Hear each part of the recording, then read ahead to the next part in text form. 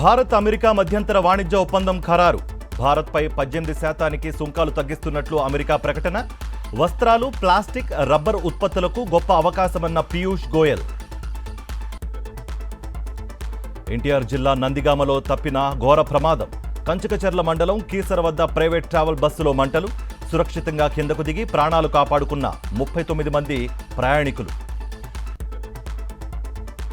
అంబటి రాంబాబు అక్రమ అరెస్టుపై కాపు నేతల కన్నెర్ర. అంబటి కుటుంబ సభ్యులకు సంఘీభావంగా చెలో గుంటూరు. విశాఖ నుంచి భారీ ర్యాలీగా బయలుదేరిన కాపు నేతలు. ప్రశ్నించే కాపులను చంద్రబాబు టార్గెట్ చేస్తున్నారు. కూటమి ప్రభుత్వం కుట్రపూరితంగా వ్యవహరిస్తోందని అమర్నాథ్ ఫైర్. తిరుమల లడ్డూలో జంతు కొవ్వు కలవలేదని సీబీఐ తేల్చింది. స్వార్థ రాజకీయాల కోసమే బాబు, పవన్ దుష్ప్రచారాలు చేస్తున్నారని వైఎస్ జగన్ ఫైర్. నేడు వికారాబాద్ జిల్లాలో సీఎం రేవంత్ పర్యటన. నారాయణపూర్ బహిరంగ సభలో పాల్గొనున్న ముఖ్యమంత్రి. నేడు కామారెడ్డి జిల్లాలో కేటీఆర్ పర్యటన. మున్సిపల్ ఎన్నికల ప్రచారానికి హాజరు. సాయంత్రం బిచ్కుంద శివాజీ చౌక్ వద్ద రోడ్ షో. నెల్లూరు జిల్లాలో దారుణం. బాలికపై గంజాయి బ్యాచ్ అత్యాచారం. చికిత్స పొందుతూ బాలిక మృతి.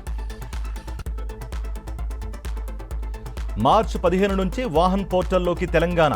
కేంద్ర సర్వర్లో తెలంగాణ వాహనాల వివరాలు, ఈ చలాన్లు, ట్యాక్స్ చెల్లింపులు ఇకపై సులభతరం. వరంగల్ జిల్లా వర్ధన్నపేటలో బీఆర్ఎస్ మున్సిపల్ క్యాంపెయిన్. ఇంటింటి ప్రచారం నిర్వహించిన ఎర్రబెల్లి, ఆరూరి రమేష్. జూబ్లీహిల్స్లోని ఓ ఫ్లాట్లో పని మనిషిగా చేరి చోరీ చేసిన నేపాలీ గ్యాంగ్ ఆచూకీ కోసం రంగంలోకి దిగిన 4 ప్రత్యేక బృందాలు.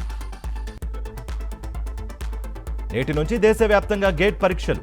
ఎగ్జామ్స్ రాయనున్న 10 లక్షల మందికి పైగా అభ్యర్థులు. తెలంగాణలో 11 పరీక్షా కేంద్రాల్లో గేట్ పరీక్ష నిర్వహణ. రేపటి నుంచి శ్రీశైలంలో మహాశివరాత్రి బ్రహ్మోత్సవాలు. ఈ నెల 18 వరకు 10 రోజుల పాటు బ్రహ్మోత్సవాలు. రేపు ధ్వజారోహణంతో ప్రారంభం. నేడు మలేషియాకు మోదీ. 2 రోజుల పాటు పర్యటించనున్న ప్రధాని.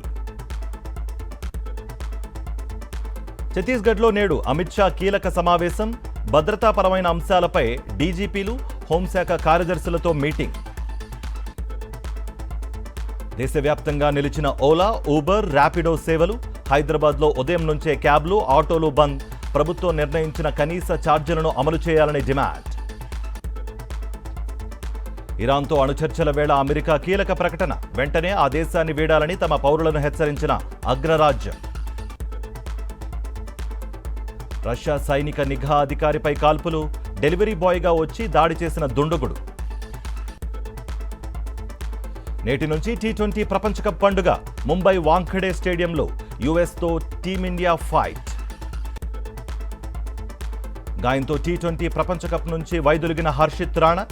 హైదరాబాదీ స్పీడ్స్టర్ సిరాజ్కు సెలెక్టర్ల నుంచి కాల్.